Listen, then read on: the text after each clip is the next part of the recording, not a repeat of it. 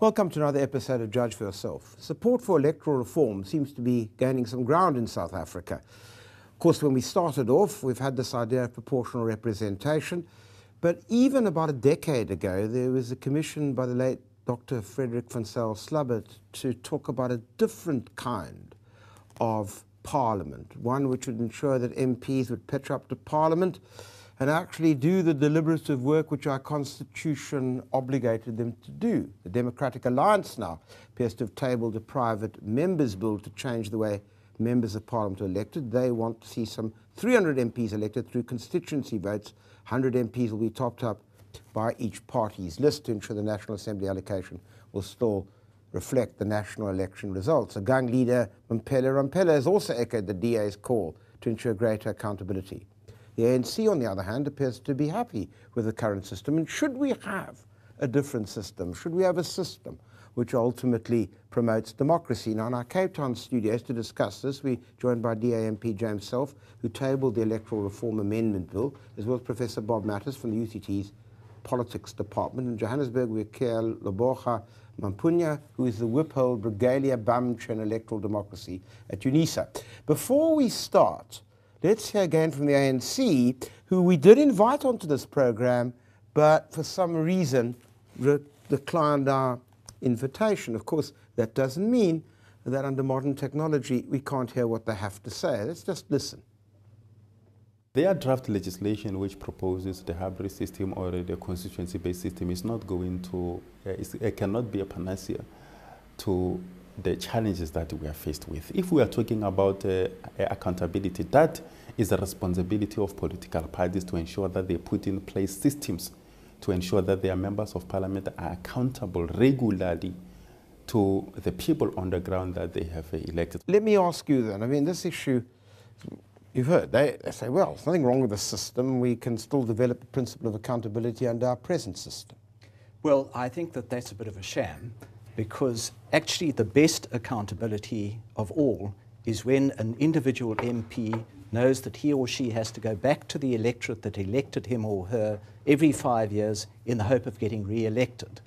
And that is what keeps people accountable to the people that actually elected them. You can have any amount of administrative systems that are developed by political parties, but in the end, if you have a list system, your accountability is to party bosses and not to the voters of South Africa. And what about the fact that there's so many problems with the first past the post system of a constituency basis? Well, that is indeed one of the problems about constituencies, where you have single member constituencies. And that is why we're proposing multiple member constituency, 3-member constituencies that themselves are elected by a system of proportional representation. Because can I just stop you there? A lot of people here will not know what that is. I think it's gobbledygook. So before I move on to ask Professor Matters, tell me what is that you're proposing exactly then? Well, we want the country to be divided into 100 constituencies. Right.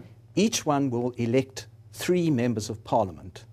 So you will go to the ballot box and there'll be the lists of party representatives for that constituency, and if you like person A and person B and person C, then you can vote for them. Okay. And then at the conclusion of the process, what will then happen, because we have to conform to the constitutional requirement in section 46(1)(d). You top it up with 100. You top it up. And that gives you the proportional representation. And that gives you the proportion. Professor Matters, I mean, there is some argument, surely, that that's right, that I should be able to hold my MP accountable, and I can't really do that. Definitely. When they appointed Shelas, so I don't know what the equivalent of DA Shelas is, but, you know, the case may be. I mean, definitely, I think there's 2 forms of accountability that the present system corrodes very seriously. One is the vertical accountability of the voters trying to hold their MPs accountable, their legislators, their representatives, and you know, that is the sine qua non of representative democracy. It's that you elect people to go represent you and sit in a legislature, make the laws of the day, but also hold the executive accountable. And that's the second form of that horizontal accountability, and this system also corrodes that very seriously. I think you can make a very strong argument that is almost anything you can think of that's wrong with South Africa's democracy today can be, at least in part, traced to the present electoral system. All right, I'm going to come back to that, but I want to ask Professor Mapunye in our Johannesburg office, studio, what he thinks about this. Thank you for inviting me, Dennis. My biggest gripe with the current proposal is obviously because... That's the DA's one that you're talking about. Sorry to interrupt you. The DA's one. The current proposal. The sorry, proposal, carry on, yeah. The current proposal, yes. I welcome the proposal, and I understand the merits of the proposal.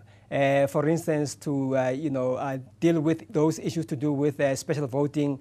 I've looked at the proposals, especially in terms of Section 33 of the Electoral Act, and issues to do with voting for prisoners and so on, and Section 24A.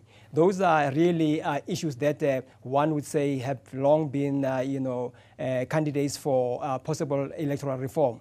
However, where I have a big problem is in terms of the fact that the current debate, it's rather premature. In fact, it seems to be misplaced in the sense that we are hardly, 7 to 8 months away from a major election in 2014. And then the problem is currently it's very, very difficult to act. It will be very difficult actually to have a buy-in from South Africans, which I think is very critical. And I think is the missing element in terms of the current debate. I'll give you an opportunity. I have to take a break, and then we'll come back to discuss the prematurity thereof, or else otherwise, as the case may be.